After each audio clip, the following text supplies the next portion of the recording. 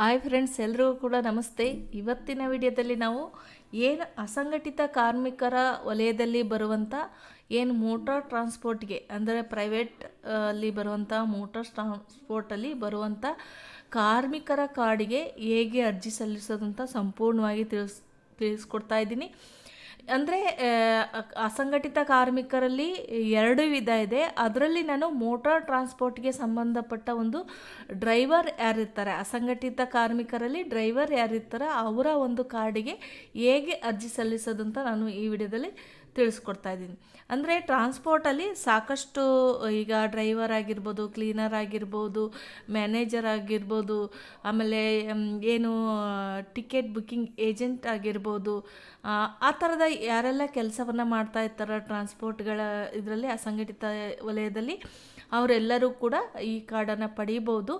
ಆ ಒಂದು ಏನು ನಾನು ಇವತ್ತು ನಿಮಗೆ ಅದರಲ್ಲಿ ಒಂದು ಡ್ರೈವರ್ ಯಾರು ಒಂದು ಅಸಂಘಟಿತ ಕಾರ್ಮಿಕರ ಡ್ರೈವರ್ ಆಗಿರ್ತಾರೋ ಪ್ರೈವೇಟ್ ಇದರಲ್ಲಿ ಸೆಕ್ಟರ್ಗಳಲ್ಲಿ ಅವರಿಗೆ ಒಂದು ಕಾರ್ಮಿಕ ಕಾರ್ಡನ್ನು ಕೊಡ್ತಾ ಇದ್ದಾರೆ. ಅಸಂಘಟಿತರು ಅಂತೇಳಿ ಗುರುತಿಸಿ ಅವರು DLನ್ನು ಪಡ್ಕೊಂಡಿರ್ತಾರಲ್ಲ ಅವರ ಒಂದು ಡ್ರೈವರ್ ಕಾರ್ಡ್ನ ಹೇಗೆ ಅಪ್ಲೈ ಮಾಡೋದಂತ ಇವತ್ತು ನಾನು ಸಂಪೂರ್ಣವಾಗಿ ನಿಮಗೆ ತಿಳಿಸ್ಕೊಡ್ತಾ ಇದ್ದೀನಿ. ಇಲ್ಲಿವರೆಗೂ ಕೂಡ ನೀವೇನಾದರೂ ನಮ್ಮ SV ಸೇವಟೆಕ್ ಯೂಟ್ಯೂಬ್ ಚಾನಲ್ನ ಸಬ್ಸ್ಕ್ರೈಬ್ ಮಾಡಿಲ್ಲ ಅಂದರೆ ಈಗಲೇ ಸಬ್ಸ್ಕ್ರೈಬ್ ಮಾಡಿ, ಪಕ್ಕದಲ್ಲಿ ಬರುವ ಬೆಲ್ ಬಟನನ್ನು ಕ್ಲಿಕ್ ಮಾಡಿ. ನಾವು ಯಾವ ರೀತಿ ಅರ್ಜಿ ಸಲ್ಲಿಸೋದಂತ ನಾನು ಇವಾಗ ನೋಡೋಣ. ಈಗ ಏನೆಲ್ಲ ಡಾಕ್ಯುಮೆಂಟ್ಸ್ಗಳು ಬೇಕು ಅಂತಲೂ ನಾನು ನಿಮಗೆ ಸಂಪೂರ್ಣವಾಗಿ ತಿಳಿಸ್ಕೊಡ್ತೀನಿ.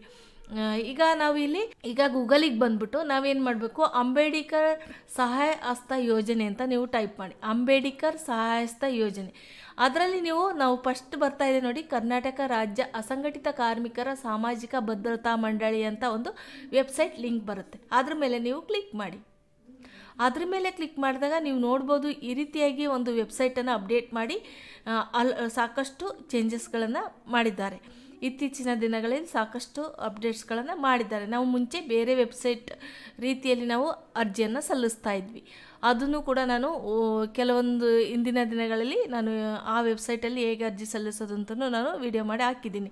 ಈಗ ಹೊಸ ವೆಬ್ಸೈಟಲ್ಲಿ ಹೇಗೆ ಅರ್ಜಿ ಸಲ್ಲಿಸೋದು ಅಂತಲೂ ನಾನು ನಿಮಗೆ ತಿಳಿಸ್ಕೊಡ್ತಾ ಇದ್ದೀನಿ. ಇಲ್ಲಿ ನಮಗೆ ಈ ರೀತಿಯಾಗಿ ನಮಗಿದೆ. ಇಲ್ಲಿ ನೋಡ್ಬೋದು, ಅಂಬೇಡ್ಕರ್ ಕಾರ್ಮಿಕ ಸಹಾಯಸ್ತ ಯೋಜನೆ ಮತ್ತು ಮೋಟಾರ್ ಸಾರಿಗೆ ಹಾಗೂ ಇತರೆ ಸಂಬಂಧಿತ ಕಾರ್ಮಿಕರ ಸಾಮಾಜಿಕ ಭದ್ರತೆ ಮತ್ತು ಕ್ಷೇಮಾಭಿವೃದ್ಧಿ ಮಂಡಳಿ ಅಂತ ಈ ಒಂದು ವೆಬ್ಸೈಟಲ್ಲಿ 2 ರೀತಿಯಾದ ವೆಬ್ಸೈಟ್ ಲಿಂಕನ್ನು ಕೊಟ್ಟಿರ್ತಾರೆ ಅಸಂಘಟಿತ ಕಾರ್ಮಿಕರಿಗೆ.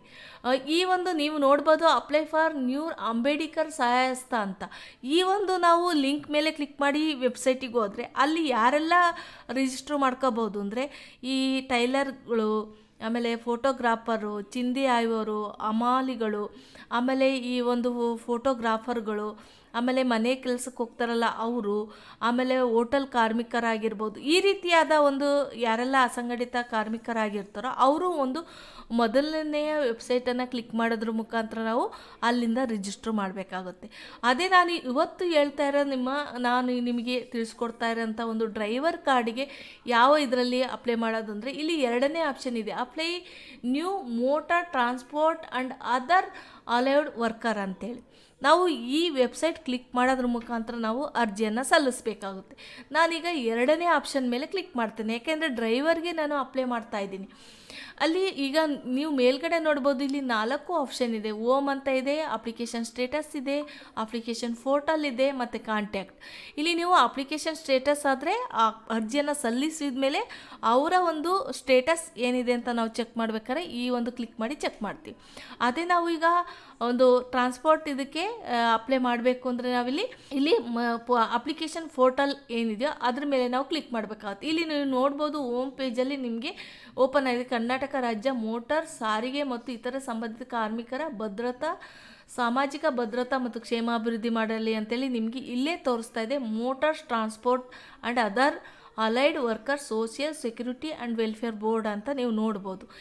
ನಾವಿಲ್ಲಿ ಈ ಒಂದು ಅರ್ಜಿಯನ್ನು ಸಲ್ಲಿಸಬೇಕು ಅಂದರೆ ಅಪ್ಲಿಕೇಶನ್ ಪೋರ್ಟಲ್ ಮೇಲೆ ಕ್ಲಿಕ್ ಮಾಡೋಣ.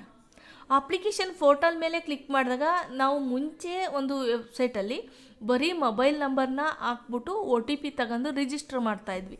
ಇತ್ತೀಚಿನ ಏನು ಹೊಸ ವೆಬ್ಸೈಟನ್ನು ಅಪ್ಡೇಟ್ ಮಾಡಿದಾರೋ ಅದರಲ್ಲಿ ನಾವು ಮೊಬೈಲ್ ನಂಬರು ಮತ್ತು ಆಧಾರ್ ಎರಡೂ ಕೂಡ ಕಂಪಲ್ಸರಿ ತಗೊಂಡು ನಾವು ಎರಡನ್ನು ಹಾಕ್ಬಿಟ್ಟು ಇಲ್ಲಿ ಕೊಟ್ಟಿರುವಂಥ ಕ್ಯಾಪ್ಚರ್ ಕೋಡ್ನ ಹಾಕಿ ಸೆಂಡ್ OTP ತಗೋಬೇಕಾಗುತ್ತೆ. ಮತ್ತು OTPನ ಹಾಕಿ ನಾವು ಸಬ್ಮಿಟ್ ಮೇಲೆ ಕ್ಲಿಕ್ ಮಾಡಬೇಕಾಗುತ್ತೆ. ಈ ರೀತಿಯಾಗಿ ನಾವು ಲಾಗಿನ್ನ ಮಾಡಿ ಒಂದು ಅಪ್ಲಿಕೇಶನ್ನ ಅರ್ಜಿ ಸಲ್ಲಿಸಬೇಕಾಗುತ್ತೆ. ಈಗ ನಾವು ಈ ಒಂದು OTP ತಂದು ಲಾಗಿನ್ನ ಮಾಡೋಣ. ರೀತಿಯಾಗಿ ನಮಗೆ ಓಪನ್ ಆಗುತ್ತೆ. ಅವರ ಒಂದು ಲಾಗಿನ್ನ OTP ಹಾಕಿ ಅವರ ಮೊಬೈಲ್ ನಂಬರು, ಅವರ ಆಧಾರ್ ನಂಬರು, ಆ OTPನ ಸೆಂಡ್ ಮಾಡಿ OTP ಹಾಕಿದ ಮೇಲೆ ನಮಗೆ ಈ ರೀತಿಯಾಗಿ ಒಂದು ರಿಜಿಸ್ಟರ್ ಮಾಡುವಂಥ ಒಂದು ಜನರಲ್ ಇನ್ಫಾರ್ಮೇಷನ್ನ ನಾವು ಇಲ್ಲಿ ಫಿಲ್ ಮಾಡಬೇಕಾಗುತ್ತೆ. ಅವರೆಲ್ಲ ಒಂದು ಇನ್ಫಾರ್ಮೇಷನ್ನ ನಾವು ಫಿಲ್ ಮಾಡಬೇಕಾಗುತ್ತೆ. ನಿಮಗೆ ಯಾವ್ಯಾವ ದಾಖಲಾತಿಗಳು ಬೇಕು ಅಂತ ನಾನು ಇವಾಗಲೇ ತಿಳಿಸ್ಕೊಡ್ತಾ ಇದ್ದೀನಿ. ನೀವು ಸ್ಕ್ಯಾನ್ ಮಾಡಿ ಇಟ್ಕೊಂಡಿರಬೇಕು. ಪ್ರತಿಯೊಂದು ದಾಖಲೆಗಳನ್ನು ನಾವು JPG ಫಾರ್ಮೆಟಲ್ಲಿ ಸ್ಕ್ಯಾನ್ ಮಾಡ್ಕೋಬೇಕಾಗುತ್ತೆ.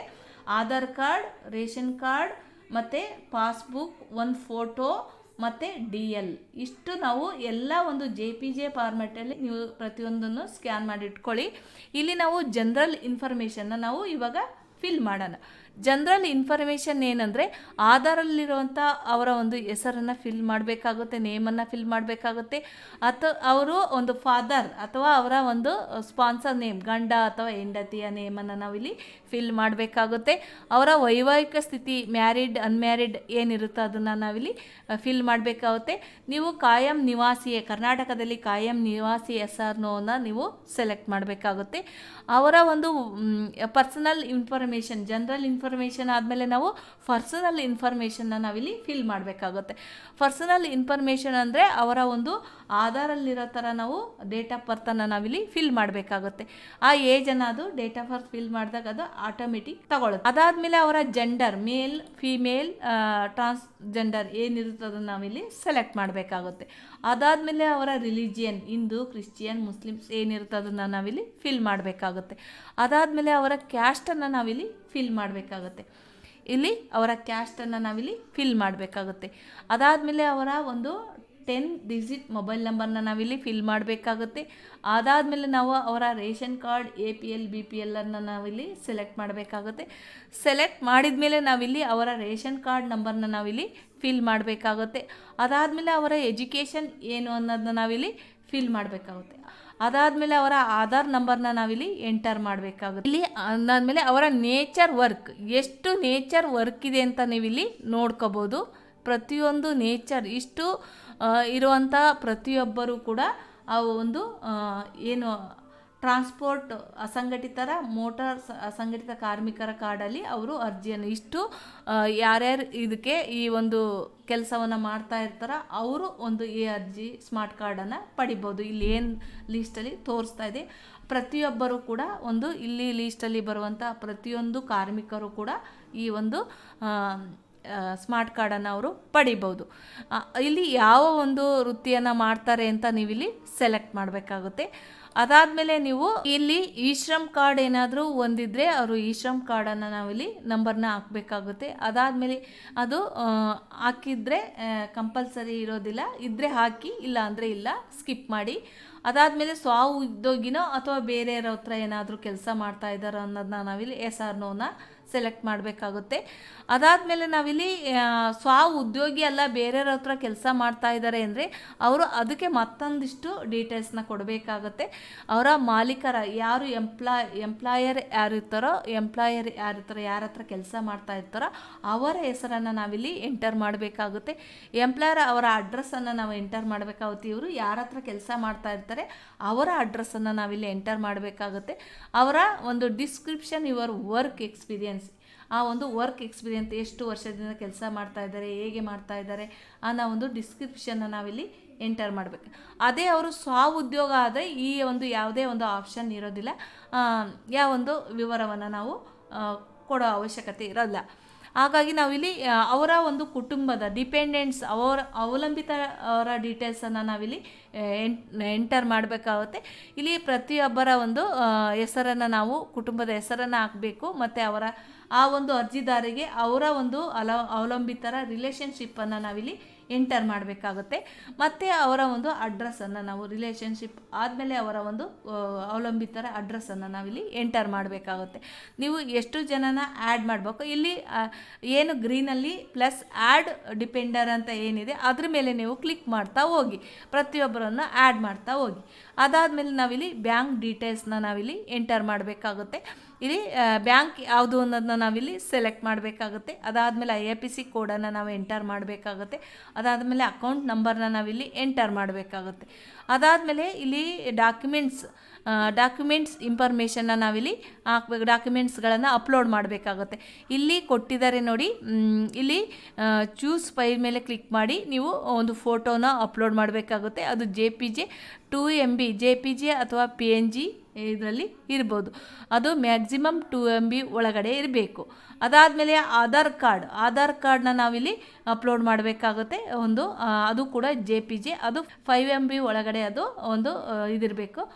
ಎಂಪ್ಲಾಯ್ಮೆಂಟ್ ಸರ್ಟಿಫಿಕೇಟ್, ಇದು ಒಂದು ಬೇರೆ ರೀತಿಯಲ್ಲಿ ಅದು ಎಂಪ್ಲಾಯ್ಮೆಂಟ್ ಕಾರ್ಮಿಕರಾಗಿ ವರ್ಕ್ ಮಾಡ್ತಾ ಇರ್ತಾರಲ್ಲ ಅವರಿಗೆ ಮಾತ್ರ ಇಲ್ಲಿ ನೀವು DL ಕಾರ್ಡನ್ನು ಅಪ್ಲೋಡ್ ಮಾಡ್ಬೋದು.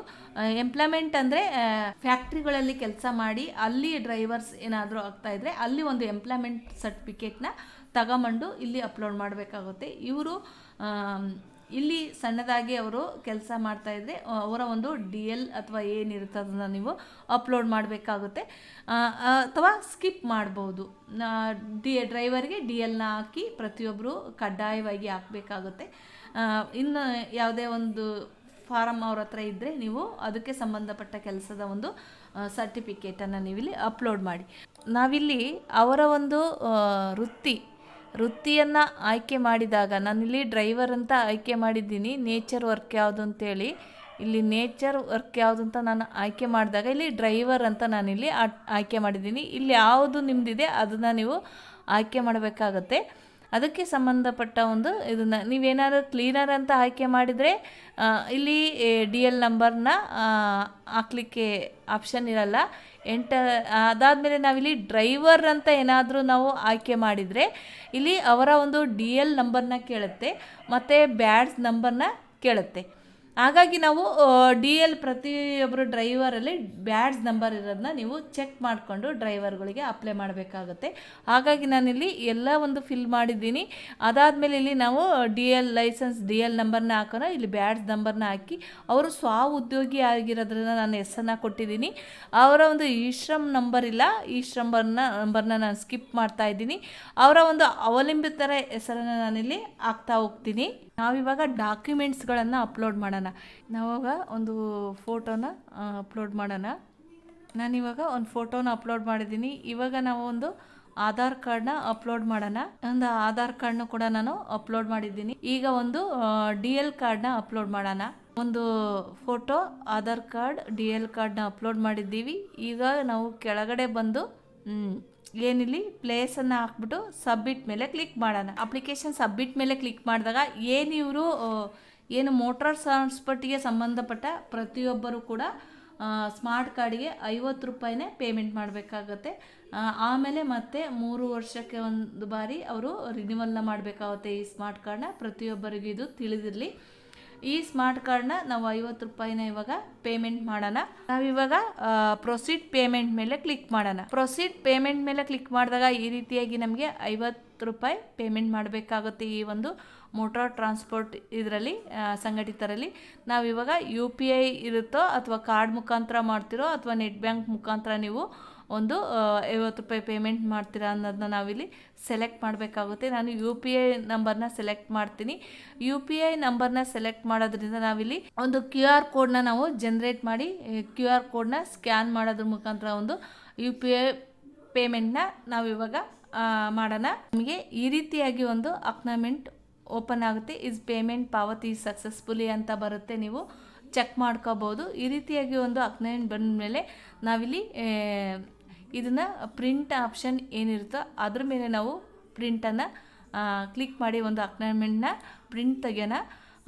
ಈ ರೀತಿಯಾಗಿ ನೀವು ಒಂದು ಡ್ರೈವರ್ ಕಾರ್ಡಿಗೆ ಒಂದು ರಿಜಿಸ್ಟ್ರೇಷನ್ ಹೇಗೆ ಪ್ರತಿಯೊಬ್ಬರಿಗೂ ಕೂಡ ಸೇಮ್ ಪ್ರೋಸೆಸ್ ಇರುತ್ತೆ. ಅಲ್ಲಿ ಯಾವುದೇ ಒಂದು ಟ್ರಾನ್ಸ್ಪೋರ್ಟ್ ಅಸಂಘಟಿತರಿರಲಿ ಪ್ರತಿಯೊಬ್ಬರಿಗೂ ಕೂಡ ಒಂದು ಸೇಮ್ ಪ್ರೋಸೆಸ್ ಇರುತ್ತೆ. ತುಂಬ ಈಸಿ ಮೆಥಡಲ್ಲಿ ನೀವು ಈ ಒಂದು ರಿಜಿಸ್ಟ್ರೇಷನ್ನ ಮಾಡ್ಬೋದು. ಈ ಒಂದು ರಿಜಿಸ್ಟ್ರೇಷನ್ ಇಷ್ಟ ಆಗಿದರೆ, ನಿಮಗೆ ಈ ವಿಡಿಯೋ ಇಷ್ಟವಾಗಿದ್ದರೆ ಪ್ರತಿಯೊಬ್ಬರು ಕಮೆಂಟ್ಸ್ ಬಾಕ್ಸಲ್ಲಿ ಏನು ಅನಿಸುತ್ತೋ ಆ ಒಂದು ಕಮೆಂಟ್ಸ್ ಬಾಕ್ಸಲ್ಲಿ ನೀವು ಕಮೆಂಟ್ಸ್ ಮಾಡಿ. ನಿಮಗೆ ಇದ್ರ ಬಗ್ಗೆ ಹೆಚ್ಚಿನ ಮಾಹಿತಿ ಬೇಕು ಅಂದರೆ ನನ್ನ ಕಮೆಂಟ್ಸ್ ಬಾಕ್ಸಲ್ಲಿ ಕಮೆಂಟ್ಸ್ ಮಾಡಿ. ನನ್ನ ಎಲ್ಲ ಸೋಷಿಯಲ್ ಮೀಡಿಯಾಗಳ ಒಂದು ಲಿಂಕನ್ನು, ಟೆಲಿಗ್ರಾಮ್ ಲಿಂಕನ್ನು ಈ ವಿಡಿಯೋದ ಕೆಳಗಡೆ ಕೊಟ್ಟಿದ್ದೀನಿ. ನೀವು ಇನ್ಸ್ಟಾಗ್ರಾಮ್, ಟೆಲಿಗ್ರಾಮ್ ಗ್ರೂಪನ್ನು ನೀವು ಫಾಲೋ ಮಾಡಿ, ಜಾಯಿನ್ ಆಗಿ. ಈ ವಿಡಿಯೋ ಇಷ್ಟವಾಗಿದ್ರೆ ಲೈಕ್ ಮಾಡಿ, ಶೇರ್ ಮಾಡಿ, ಸಬ್ಸ್ಕ್ರೈಬ್ ಮಾಡಿ. Thank you for watching. ಧನ್ಯವಾದಗಳು.